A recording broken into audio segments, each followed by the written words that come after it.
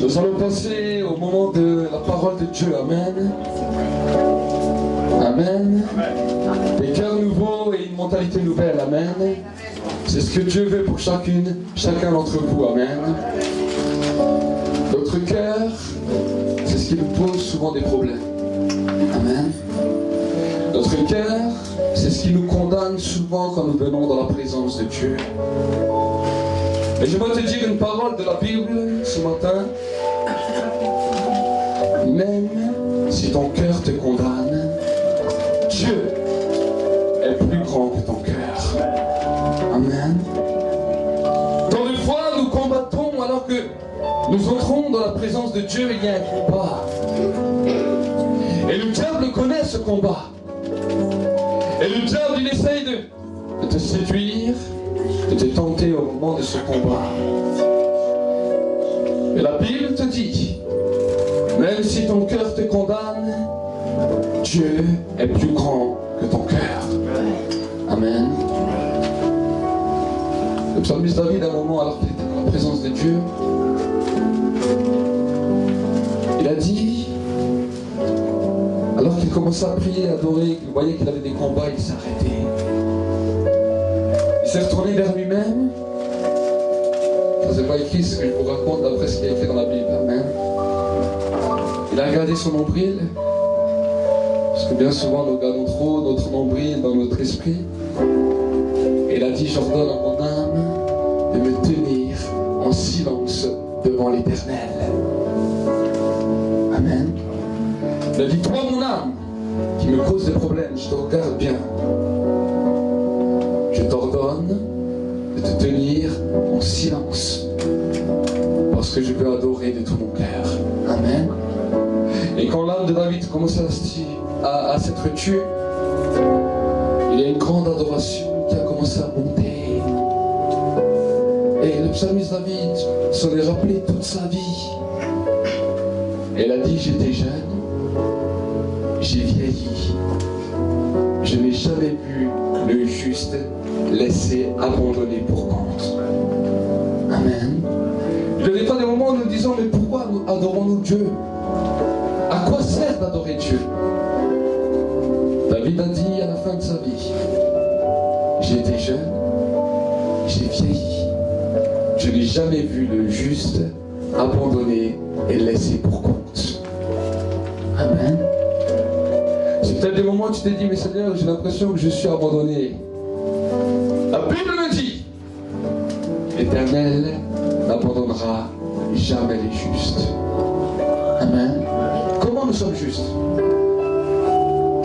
C'est une grande question. Comment être juste pour que Dieu puisse jamais les abandonner? La Bible dit, Abraham crut, et ça lui fut compté comme justice. Quand nous croyons que Dieu existe, et qu'il est notre patron, au-delà de tout ce qui peut se produire dans nos vies ou sur toute la surface de l'humanité, la Bible me donne une assurance que Dieu, si tu crois, il ne t'abandonnera jamais. Amen. Amen.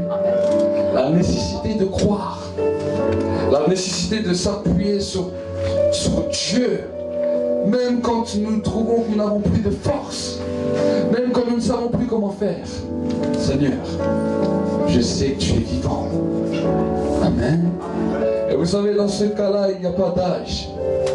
On peut être très jeune, on peut être très vieux. Sur la terre, il y a deux catégories.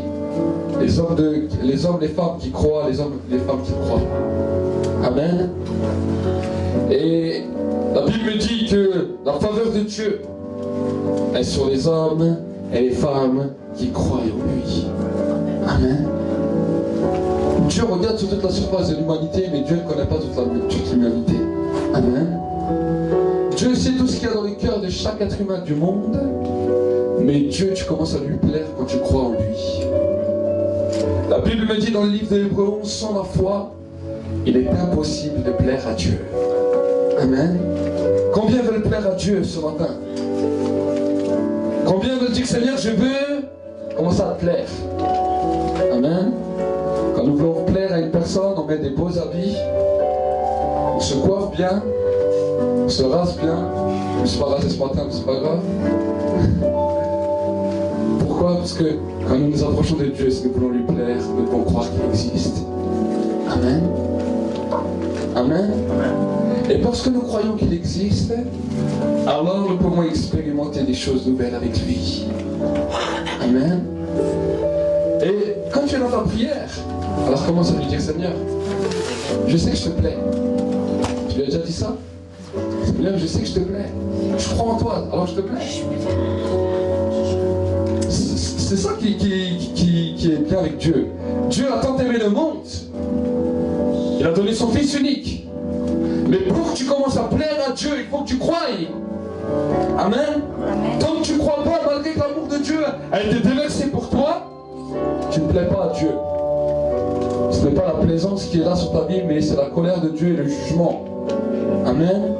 Et la Bible me dit que Dieu a tant aimé le monde qu'il a envoyé son Fils unique afin que quiconque croit en lui ne périsse point, mais qu'il ait la vie éternelle. Donc dans ce verset, nous voyons que le monde est en train de périr sans Dieu. Et il a dit que quiconque croit en lui ne périsse point, ne passe pas au jugement, mais qu'il reçoit la vie éternelle. Et à ce moment-là, on commence à plaire à Dieu. Amen. Amen. Plaît à Dieu que chaque personne ici puisse lui plaire. C'est mon désir. C'est pour cela, comme l'a dit le frère avant, le Fils de l'homme, quand il viendra sur la terre, trouvera-t-il la foi? L'amour d'un plus grand nombre se sera refroidi. La Bible ne dit pas trouvera-t-il des chrétiens? La Bible ne dit pas trouvera-t-il des églises? La Bible nous dit trouvera-t-il la foi? Pourquoi? Parce que la Bible dit en raison des progrès de l'iniquité, l'amour du plus grand nombre se refroidira. Et nous pouvons voir aujourd'hui les progrès du péché sur toute la surface des nations. Amen.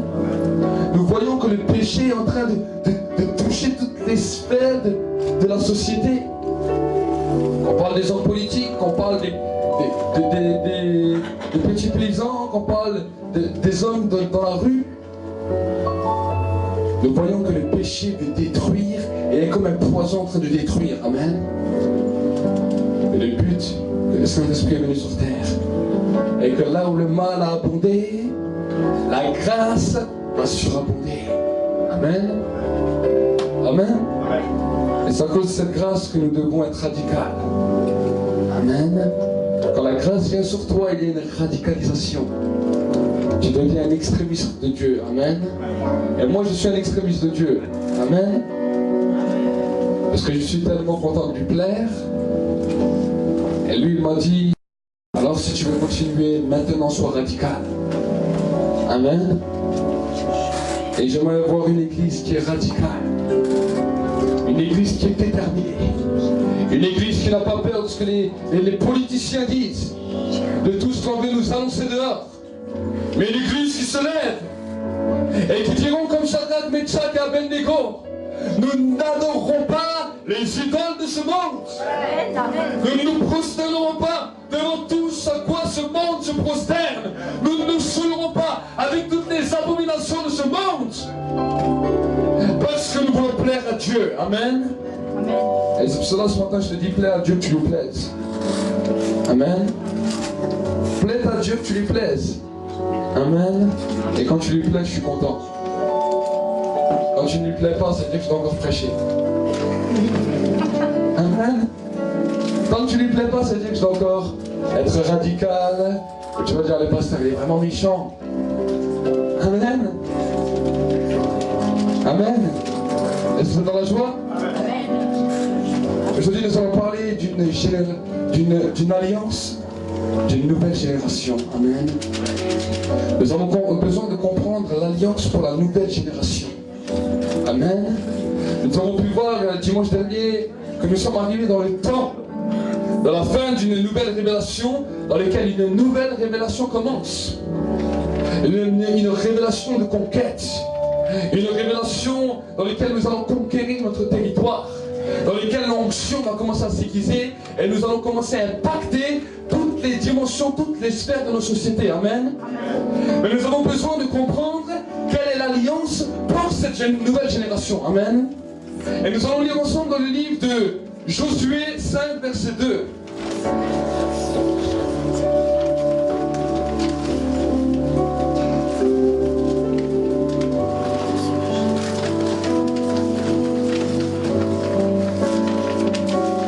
Josué 5, verset 2. C'est après les Deutéronomes. Nous allons lire ensemble ce que la Bible nous dit. La Bible nous dit, en ce temps-là, l'Éternel dit à Josué, fais-toi des couteaux de pierre, et pour la seconde fois, circoncis de nouveau les Israélites. Josué se fit des couteaux de pierre, et il circoncis près de la colline des Haralot. Dans le verset 4, voici la raison pour laquelle Josué les circoncis.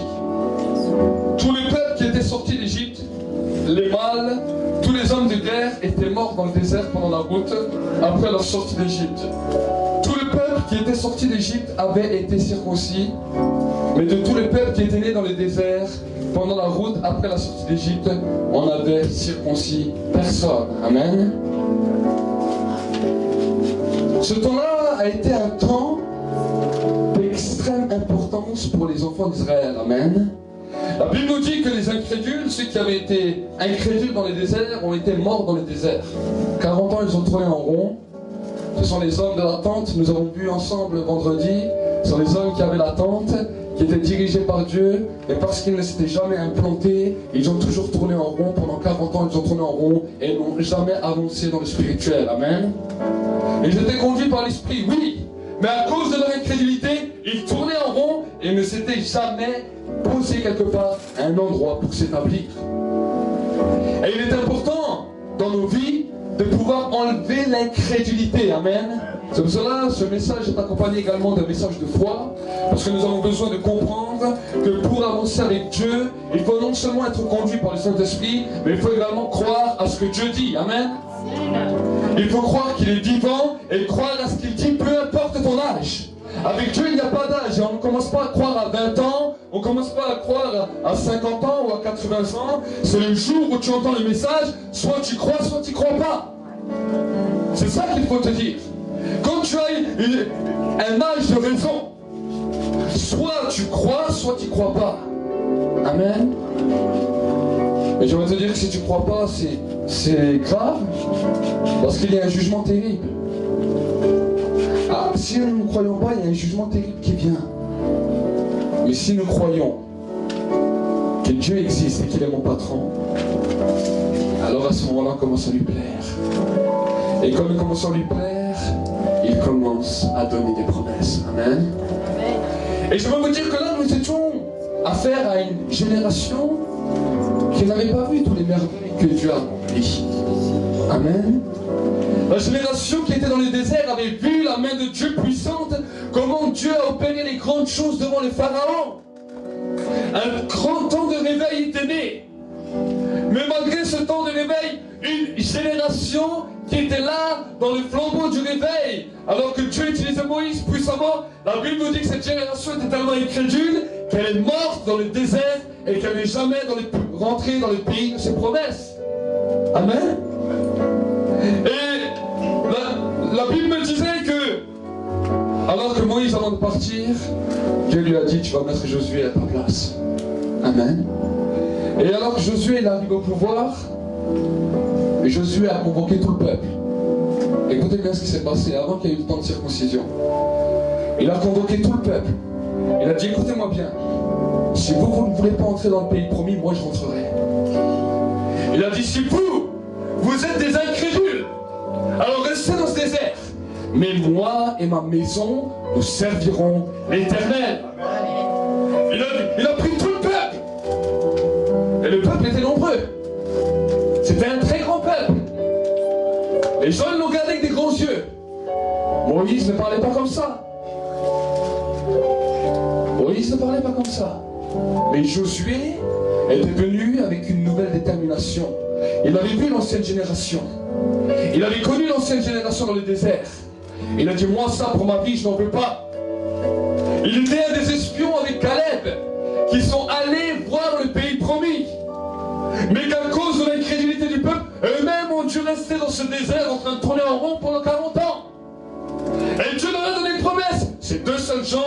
C'est les deux seuls de la génération qui y entreront. Et Josué a dit, moi j'ai assez perdu de temps, ça fait 40 années qu'ils sont conduits par Dieu, ok. Mais 40 années qu'ils sont dans un désert. 40 années de stérilité. 40 années où ils n'arrivent pas à avancer. Et 40 années où la mort est en train de frapper, où un après l'autre sont en train de mourir à cause du péché. Alors il a convoqué toute l'assemblée, les anciens, tout le peuple. Beaucoup devaient être jaloux. Pourquoi Josué, pourquoi pas un autre? Et Josué les a convoqués, les a tous regardés. Si vous ne voulez pas rentrer, alors moi et ma maison nous rentrerons et nous servirons l'Éternel. Il savait que quand tu rentrerais dans les pays promis, il y aurait un lieu où nous pourrons servir l'Éternel. Amen. Personne ne lui avait encore parlé du temple, mais Josué avait déjà vu le temple. C'était un visionnaire. C'était un homme d'aujourd'hui, un homme de demain. Amen. Et ça, ce sont les hommes et les femmes de foi. Les hommes qui voient les situations d'aujourd'hui, mais qui sont déjà des hommes de demain. Des hommes qui commencent à déclarer, des hommes qui commencent à voir les choses que Dieu fait. Amen.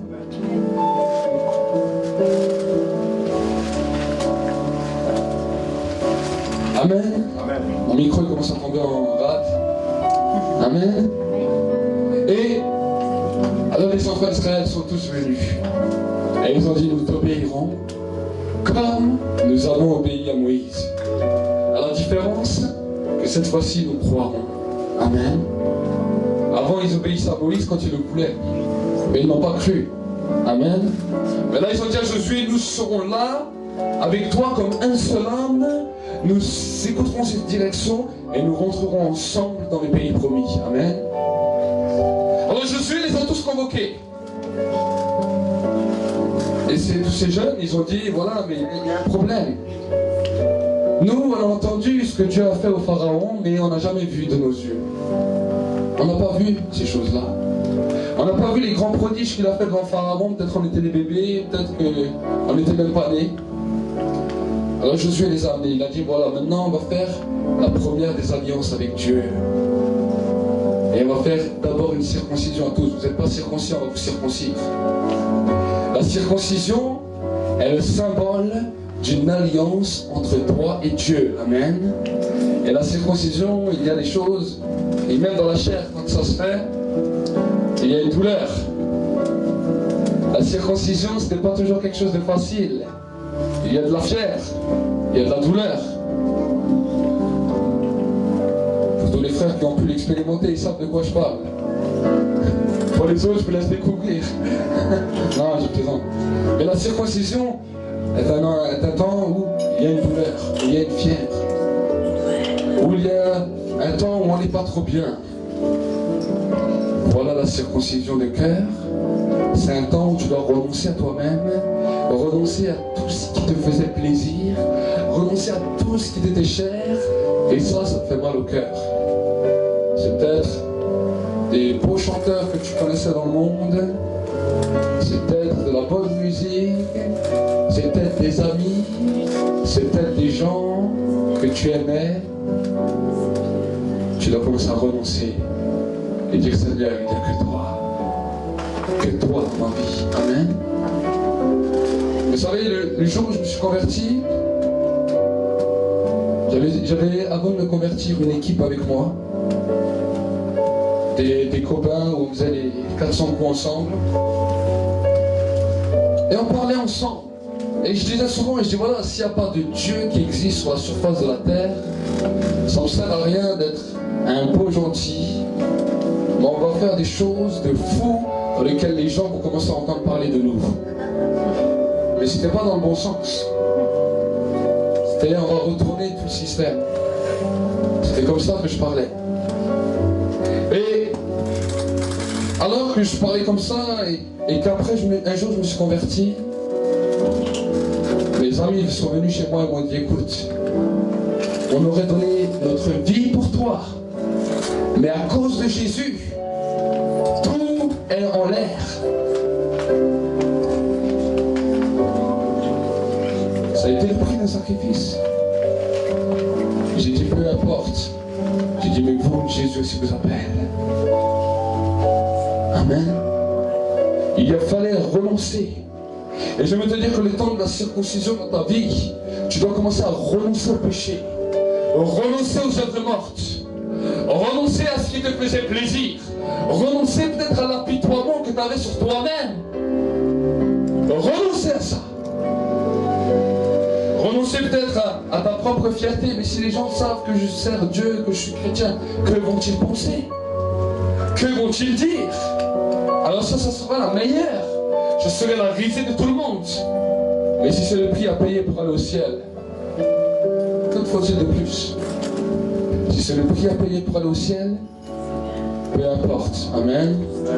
Et j'ai même dit à Dieu, même si tout le monde rigole, même si tout le monde me prend pour un fou, pour un fanatique, je te suivrai la tête haute. Amen. Et je serai fier de ce que je revendique. Amen. Le problème de beaucoup de croyants, c'est qu'ils ont perdu leur fierté en tant qu'enfants de Dieu. Amen. Quand nous sommes dans le monde, nous sommes fiers si nous avons des beaux habits, nous sommes fiers si nous sommes beaux, nous sommes fiers si nous faisons quelque chose dans lequel les gens regardent. Les gens disent, ah c'est bien ce que tu fais, et là il y a une belle fierté qui vient sur nous. Ça c'est de la mauvaise fierté.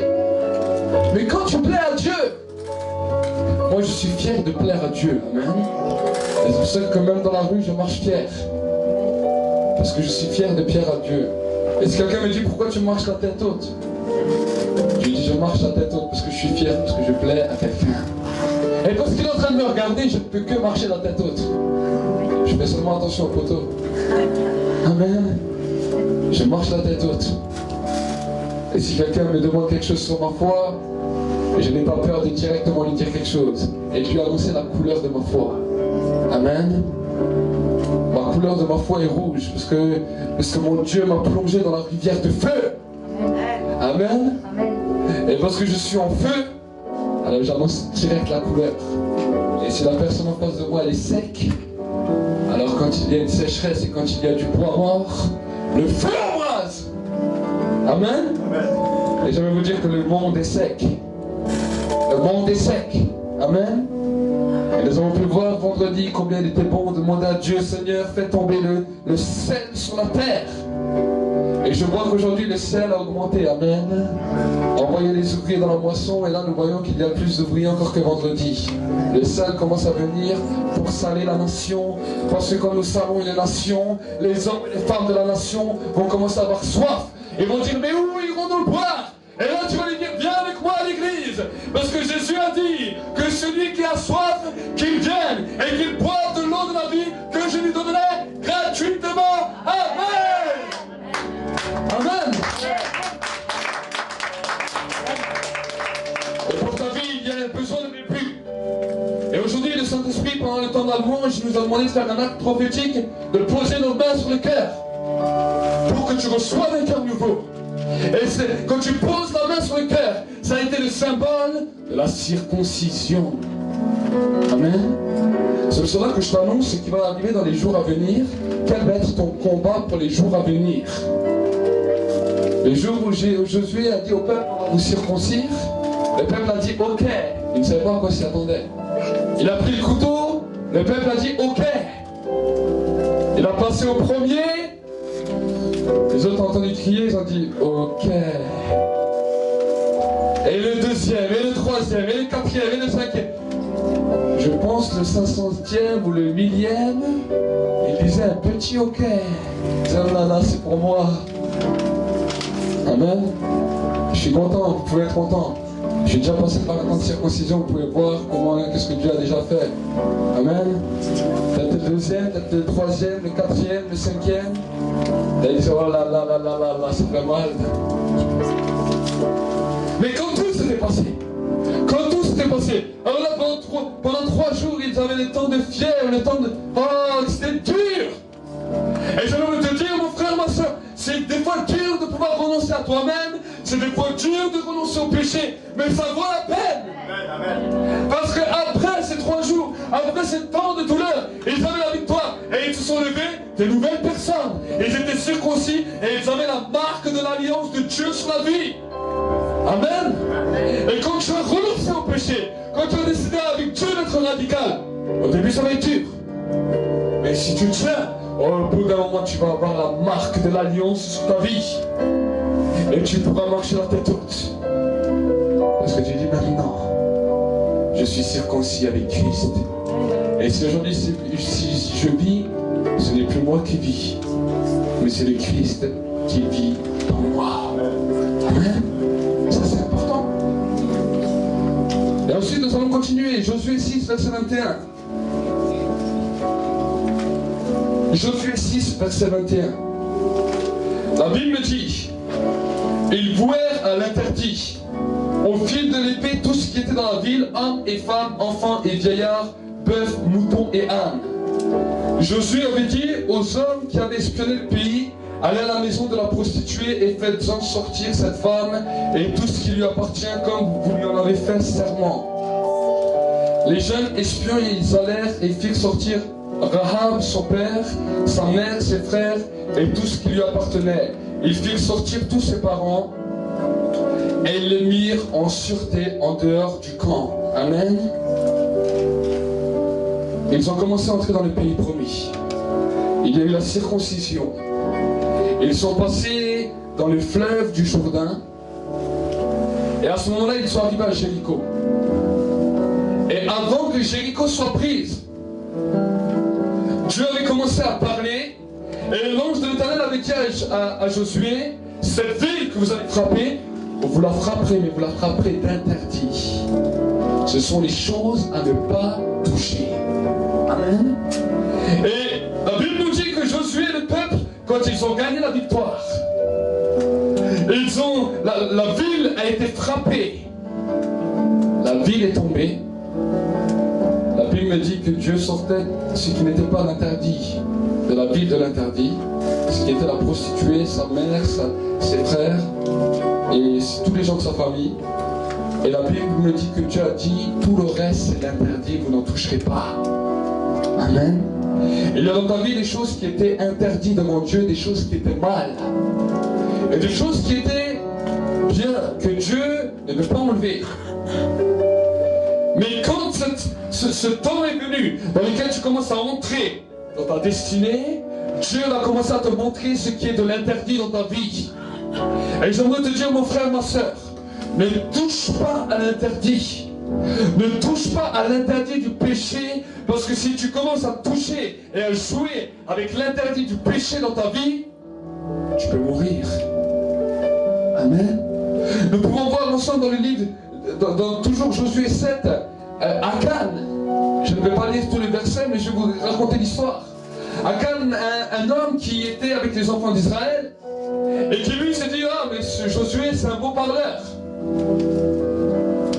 Moi, si je trouve quelque chose qui me plaît, je le prends. Et peut-être tu peux penser ça dans ta vie. Et le pasteur, là, c'est un beau parleur. Il me dit toujours péché, il me dit ceci, il me dit cela. Moi, ce qui me plaît dans la vie, je prends et le reste, je m'en fous. Akan, c'était un de ces hommes. Et j'aimerais te dire ce qui s'est passé. Il a touché à l'interdit, il a pris à ce qui était interdit. Un beau manteau, de l'or, et il l'a caché. Et à un moment donné, alors que le peuple est allé pour prendre une autre ville, et qu'ils ont eu une défaite, Josué a dit à Dieu, mais Seigneur, je ne comprends pas. Tu m'as appelé dans un temps de victoire, dans un temps de conquête, et maintenant qu'on commence à conquérir, nous sommes arrêtés. Qu'est-ce qui se passe? Le Seigneur lui a dit, arrête de te plaindre qu'il y a eu quelqu'un qui a touché à l'interdit, et à cause de ça, je réclame. Vous savez, Josué n'a pas rigolé ce jour-là. Josué était fâché, était remonté comme une boule de neige. Il a dit, qui c'est qui va arrêter le plan de Dieu? Et la Bible nous dit que le peuple a commencé à être tiré au sort.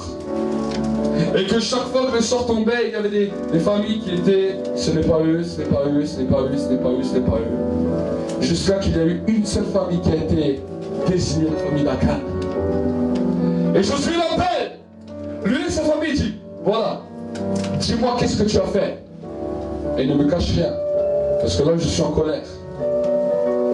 Alors il lui a dit, voilà, j'ai pris ça, parce que moi j'ai trouvé que c'était bon. Je suis allé devant l'Éternel. L'Éternel a dit, tu les lapides, lui, toute sa famille, tout ce qui lui appartient. J'aimerais vous dire que Akan en touchant à l'interdit.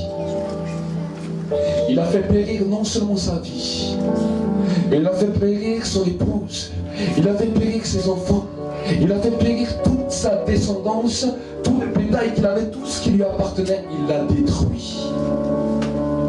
J'aimerais te dire une chose, mon frère, ma soeur, que quand des fois nous touchons à l'interdit, nous croyons que ça ne touche que nous. Mais ça peut détruire toute ta vie, ça peut détruire tout ton couple, ça peut détruire tous tes enfants, ça peut détruire toute ta descendance, parce que tu n'as pas fait attention. Amen. Et c'est pour cela que dans ce temps d'alliance d'une nouvelle génération, tu dois comprendre ces choses. Pour que quand le péché vient devant ta porte, tu puisses être radical. Parce que tu sais que le point de ce péché, c'est une mort totale. La Bible me dit que la conséquence du péché, c'est la mort. Mais que le don gratuit de Dieu, manifesté en Jésus-Christ, c'est la vie, et la vie en abondance. Amen. Nous sommes des hommes et des femmes qui voulons entrer dans une destinée d'abondance et de surabondance. Amen.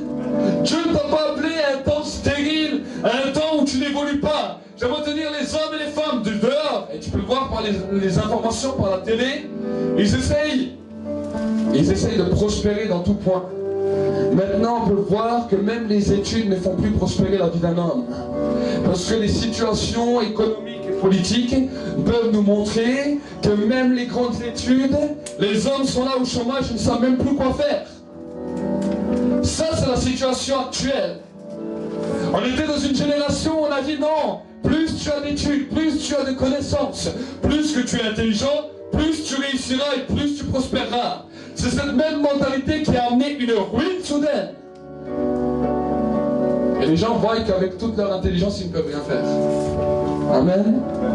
Mais Dieu te dit, si tu enlèves l'interdit de ta vie, si tu enlèves le péché de ta vie, et si tu es radical, moi je vais t'élever, je vais commencer à te bénir, je vais commencer à mettre une surabondance sur ta vie, une multiplication, tu vas commencer à prospérer, tu vas commencer à voir la gloire de Dieu sur toutes les sphères de ta vie, sur ta vie de couple, sur ta vie dans ton cœur, sur ta vie dans ta vie, sur ta vie dans ton travail, dans tout ce que tu vas commencer à toucher, va commencer à prospérer. À une condition, si tu enlèves l'interdit de ta vie. Parce que l'interdit de notre monde a amené le monde dans une ruine. Le péché qu'on a dit, oh non, on ne va pas dire que c'est un péché. Aujourd'hui, quand j'entends des fois là, aux informations, oh mais vous savez, les homosexuels, ce n'est pas un péché, c'est seulement une incompréhension, on peut même leur donner des enfants. Quelle mentalité le diable leur met. Quand nous voyons, oh non, il faut continuer, il faut qu'on continue, des grandes études, des ci et ça. Les gens, des fois, ils apprennent tellement. J'ai vu des gens qui ont tellement appris, qui ont avait des diplômes jusqu'à par-dessus la tête, qu'au bout d'un moment, leur cerveau fait off et qu'ils se sont retrouvés dans un asile. Je l'ai vu de mes yeux. Et je dis ce que enseigne l'homme ne fait pas prospérer l'être humain, mais au contraire le détruit. Il y a certaines connaissances qui sont bonnes, mais d'autres choses que l'homme veut enseigner sans le Saint-Esprit, qui amène l'homme dans une perdition totale et dans un aveuglement terrible, dans des ténèbres terribles. Amen. Amen. Alors les religieux, ils ont compris. Ils ont dit, ah si, ce que les hommes ne peuvent pas enseigner, nous on va leur donner des lois. Tu fais ci, tu fais pas ça, tu fais ci, tu fais pas ça. Et peut-être que Dieu, s'il te regarde, il va être clément avec toi. C'est ce que la religion nous enseigne. Et les gens sans Saint-Esprit essayent. Il n'y a aucune circoncision avec Dieu du cœur. Et il n'y a rien qui les transforme, et ils essayent. Et là, ils commencent à être en colère parce qu'ils voient que ce qu'ils veulent essayer de faire, ils n'y arrivent pas. Et encore une fois, les hommes et les femmes pètent les plombs parce qu'ils n'arrivent pas à avancer. Et pour cela, ils vont même jusqu'à tuer. C'est pour cela que même dans certaines religions, ils tuent les gens. Parce qu'il y a une telle colère, ils aimeraient tellement plaire à Dieu, mais ils n'y arrivent pas. Amen. Et c'est pour cela que Dieu, dans sa grâce, a déclaré, la première des choses, c'est une circoncision. Amen. Et vous avez pu voir que dans la ville qui était à l'interdit était tout autour. Vous savez ce que le peuple a fait? Ils ont tourné autour de l'interdit. Et ils ont tourné autour de l'interdit comment? Avec des chants. Il y a comme Jéricho des forteresses dans ton cœur, de l'interdit. Et tu n'arrives pas à franchir, tu n'arrives pas à combattre contre cela. Mais la Bible me dit, l'ange de l'Éternel a dit à Josué, commence à tourner autour de la ville en adorant, en adorant, en adorant, et chaque jour. Vous savez, la ville de Jéricho était une ville impressionnante. C'était pas en 20 minutes que tu as fait le tour de la ville. Je ne sais pas combien de temps il fallait, mais je crois qu'il fallait au moins 2 à 3 heures pour faire le tour de la ville. Alors aujourd'hui, j'aimerais te poser une question. Combien de fois as-tu tourné 2 ou 3 heures en chantant, en adorant continu, jusqu'à ce que l'interdit soit ébranlé de ta vie? C'est une question que je te pose. Il faut dire, ah, mais Seigneur, tu vois, je te chante 30 minutes, 40 minutes, c'est bien. L'interdit est toujours là. Tu commences à chanter, tu commences à tourner, et tu tournes comme le peuple de Jéricho. C'est une image que je vous donne, puisque alors au moment où je vous parle, je vois le LCD de Dieu. Amen. Et je vous vois et je vois au travers. Et je vois cette image. Et il tourne. La vie, 7 jours, tu tournes. Vous imaginez, pendant 7 jours, il tournait, il chantait 2 à 3 heures en tournant. Vous imaginez? Non, mais je crois que vous imaginez pas. Vous imaginez pas. C'est comme si pendant 7 jours, tu es dans ta chambre et pendant 3 heures, tu es en train de chanter. T'imagines? 3 heures de temps, tu te mets à chanter, à chanter, à chanter. Et pendant que tu chantes, ton esprit est en train de tourner autour de ton cœur. Là où il y a l'interdit, là où il y a les forteresses, là où il y a le péché. Et la Bible me dit, le 7e jour, au 7e tour, alors là, ils ont fait fort. Le 7e jour, ils n'ont pas chanté 2 ou 3 heures, mais c'était 7 fois 2 ou 3 heures. Vous imaginez? 7 fois 2 ou 3 heures. Ah, c'est quelque chose qui nous dépasse. Et ils ont chanté. Ils ont chanté dans leur cœur. Et la Bible me dit, au 7e tour, ils ont lancé le cri de guerre. Le cri de la victoire.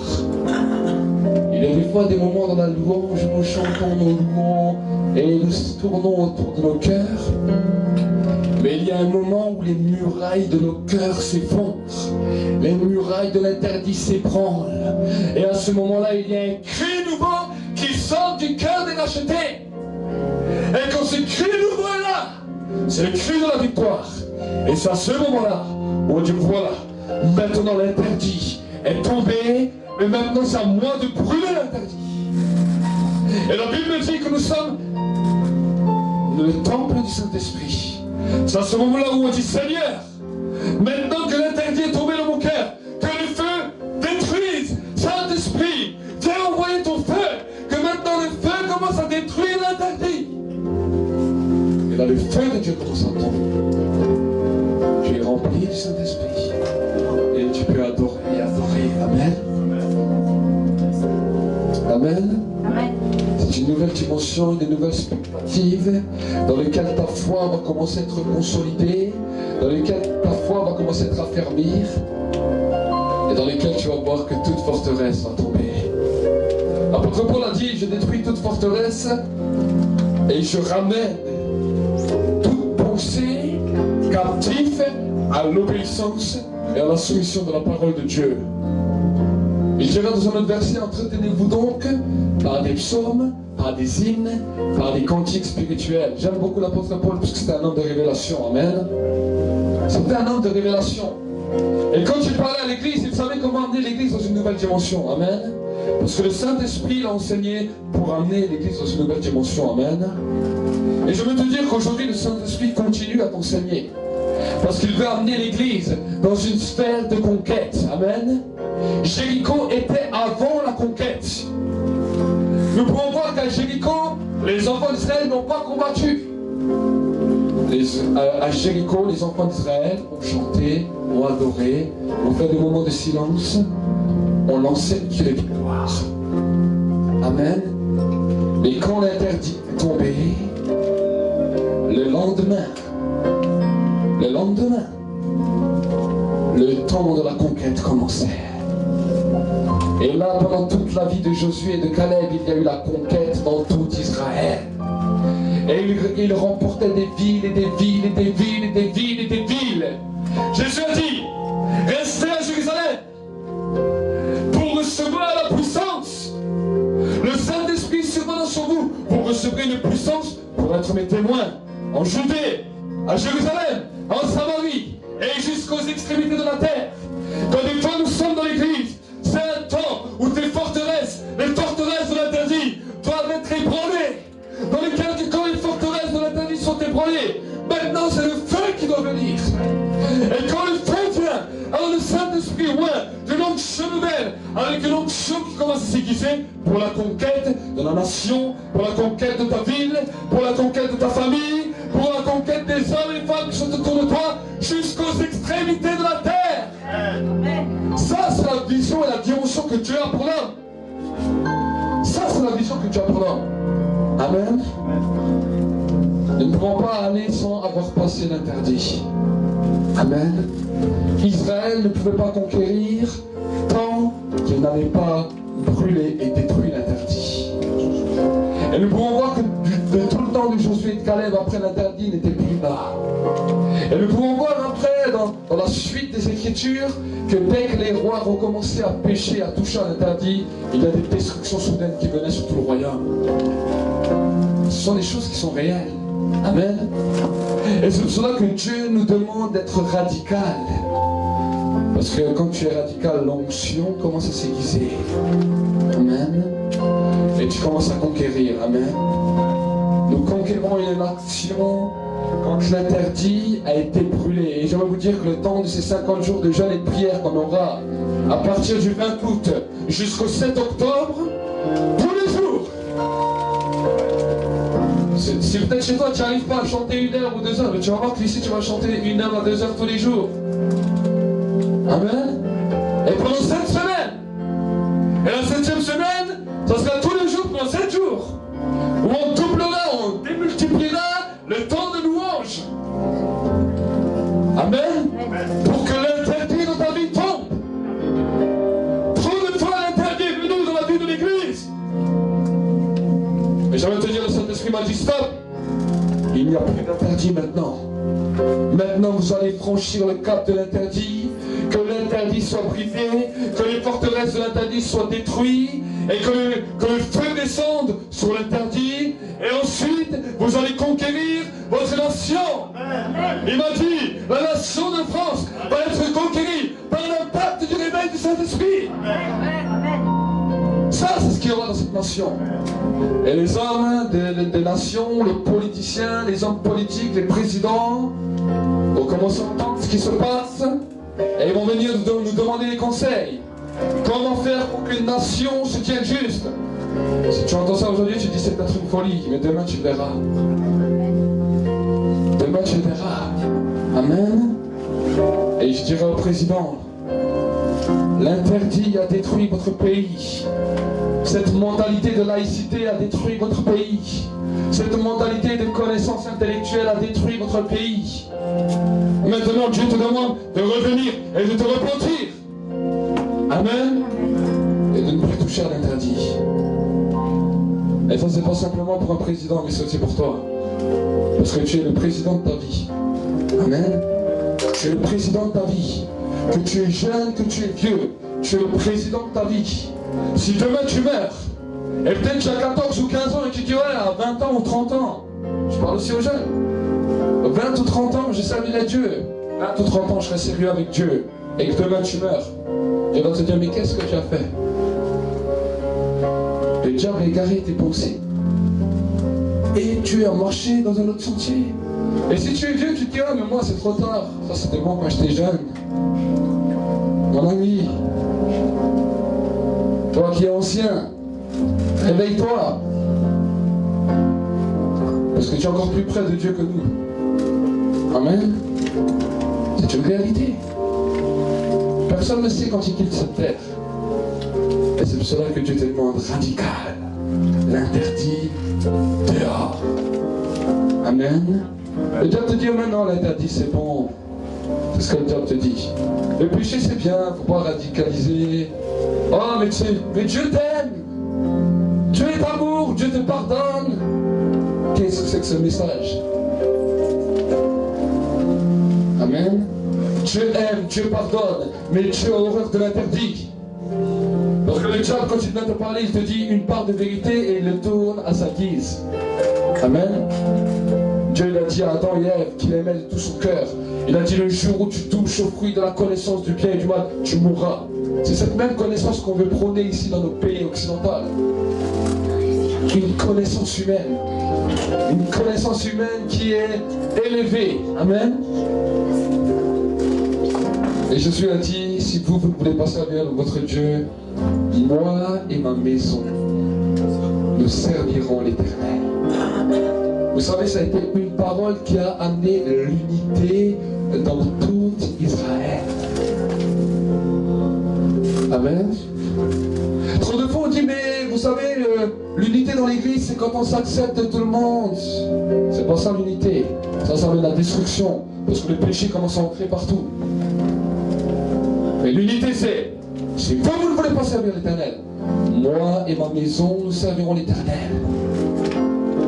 Et la Bible me dit à ce moment-là, il y a une unité extraordinaire.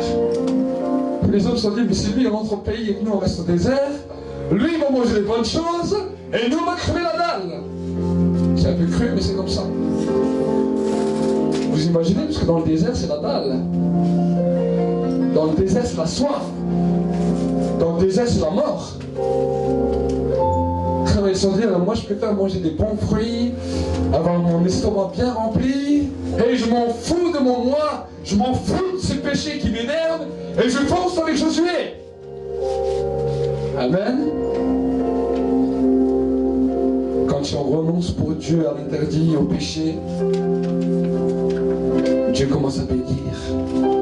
Dieu commence à te combler dans toutes les sphères de ta vie. Et tu commences à voir la providence de Dieu qui descend sur toi, la bénédiction, la multiplication, la surabondance, la prospérité à tout égard. La Bible dit, je souhaite que tu sois prospère à tout égard et que tu sois en bonne santé comme prospère l'état de ton âme. Amen. Donc, le frère qui a écrit ça, il savait que tout se jouait au niveau de l'âme. Amen. Il savait que bien des fois on est bloqué à cause de notre âme, de nos raisonnements, de nos pensées. Pourquoi? Parce qu'on n'a pas laissé l'interdit. On n'a pas combattu l'interdit. L'interdit, on le combat par la louange, par l'adoration. Et quand nous louons, quand nous nous adorons, retiens, si tu n'as pas retenu ton culte, retiens cette image. Il y a une forteresse, un château. Et ce château, il est dans ton cœur. C'est le château de tes péchés. Le château de tes mauvais caractères, le château de tes mauvais sentiments. Mais Israël a commencé à tourner en chantant jusqu'à ce que ça a été brisé. Amen. Et quand nous commençons à chanter, nous avons pu voir que l'onction, quand la graisse de l'onction tombe, il y a d'abord un joug qui s'enlève de notre cœur. Quand notre cœur a été lourd, la graisse de l'onction enlève cette lourdeur du cœur et là on se trouve léger. C'est le moment où on a adoré et tout d'un coup on sent notre cœur léger. Et là notre cœur n'a pas encore été changé, on n'est pas encore une nouvelle personne. Parce qu'on a toujours nos mauvais raisonnements, nos mauvais caractères. Mais quand nous continuons à adorer plus loin, à ce moment-là l'onction descend sur nos cœurs et là nous sommes changés en une autre personne. Nous ne sommes plus les mêmes gens, nous sommes changés en une autre personne. Parce que la Bible disait, quand l'onction descendait sur Saül ou sur David, l'onction descendait sur sa vie, leur cœur fut changé en un autre homme, et à l'instant, il changeait. Amen. Et c'est à ce moment-là, où quand nous avons été changés, quand la forteresse est tombée, quand on dit Seigneur, maintenant l'interdit est encore là, mais maintenant l'interdit est détruit, il a été tombé, mais maintenant je te demande de mettre le feu sur l'interdit. C'est cela le problème. Saül n'a pas mis le feu sur son interdit. L'onction est descendue, ça a changé en un autre homme, mais l'interdit qu'il avait, les choses qu'il aimait, il n'a pas mis le feu dessus. Et nous pouvons voir que parce qu'il n'a pas mis le feu sur l'interdit a ressurgi puissamment dans sa vie et ça l'a détruit. Amen. Alors quand l'interdit tombe de ta vie, dis comme David, Seigneur, crée en moi un cœur pur, et les eaux que tu as brisées se réjouiront. Amen. Voilà la dimension de la nouvelle alliance. Voilà ce que tu attends de toi pour les jours de ta vie, pour les semaines qui commencent à venir. Est-ce que tu es prêt à remporter ce défi? Aujourd'hui, je ne vais pas dire à tout le monde de venir devant pour la prière. Aujourd'hui, ça va être un acte solennel dans lequel tous ceux qui veulent entrer dans cette destinée puissent se lever seulement à leur place. Qu'ils puissent se lever à leur place maintenant.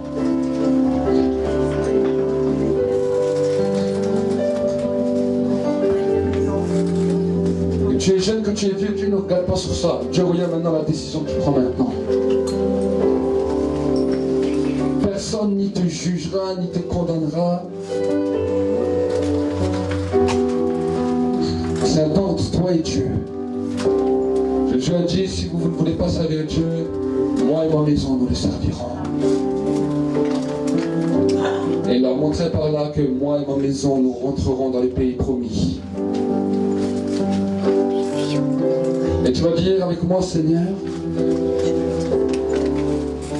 plus fort, Seigneur, ce matin j'ai entendu ta direction. Ce matin j'ai entendu ta direction.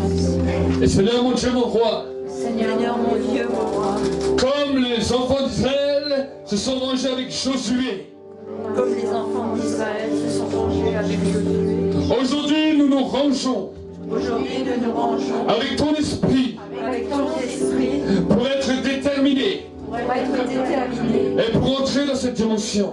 pour entrer dans cette dimension. Merci pour la circoncision de mon cœur. Merci pour la circoncision de mon cœur. Mais je sais que maintenant, Je sais que maintenant, je dois commencer à tourner autour de mon Jéricho, je dois commencer à tourner autour de mon interdit, autour de mon intérieur, autour de ce qui détruit ma vie. autour de ce qui détruit ma vie. Et Seigneur, Seigneur, aujourd'hui je suis déterminé aujourd'hui je suis déterminée à tourner autour de cet interdit en t'adorant à tourner autour de cet interdit en t'adorant jusqu'à ce qu'il s'effondre jusqu'à ce qu'il s'effondre. et que le cri qui sort du cœur des rachetés sorte de mon cœur. Sort de mon cœur. Et à ce moment-là, À ce moment-là, Seigneur, Seigneur, le feu que tu as mis en moi, le feu que tu as mis en moi, je déclarais qu'il brûlera tous les restes de l'interdit. je déclare qu'il brûlera les restes de mon interdit. Et qu'ensuite, Qu'ensuite, on rentre dans les chemins de la conquête. on rentre dans le chemin de la conquête. Dans les chemins de la conquête. Chemin de la conquête. Merci Seigneur Merci Seigneur. pour ta grâce. Ta grâce. Dans le nom de Jésus-Christ. Au nom de Jésus-Christ. Amen. Amen. Amen. Seigneur mon Dieu mon roi, je te bénis, je te rends grâce. Seigneur, je te remets, mon Dieu mon roi, tout ce peuple qui s'est levé. Et Seigneur mon Dieu mon roi, je te demande vraiment mon Dieu mon roi, que maintenant, Seigneur, il y a un esprit de bonne volonté qui commence à descendre sur leur vie. Un esprit déterminé. Et que Seigneur, l'Église se lève dans la victoire et dans la conquête. Parce que l'interdit a été enlevé du milieu d'elle. Et je te bénis pour cette journée. Je te loue dans le nom de Jésus-Christ. Merci Seigneur. Amen. Acclamez pour le Seigneur. Amen. Nous pouvons prendre place, nous n'avons pas encore fini. Nous bénissons Dieu parce que notre sœur qui a donné le témoignage est venue et qui est derrière. Acclamez le Seigneur pour ce qu'il a fait dans sa vie. Amen. On a entendu ton témoignage chanter au milieu de nous. Et nous voulons vraiment bénir Dieu. Amen. Amen. Amen. Est-ce que vous êtes dans la joie?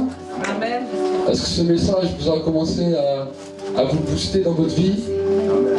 Amen. Alors il y a encore une autre chose que je voulais annoncer aujourd'hui. Amen.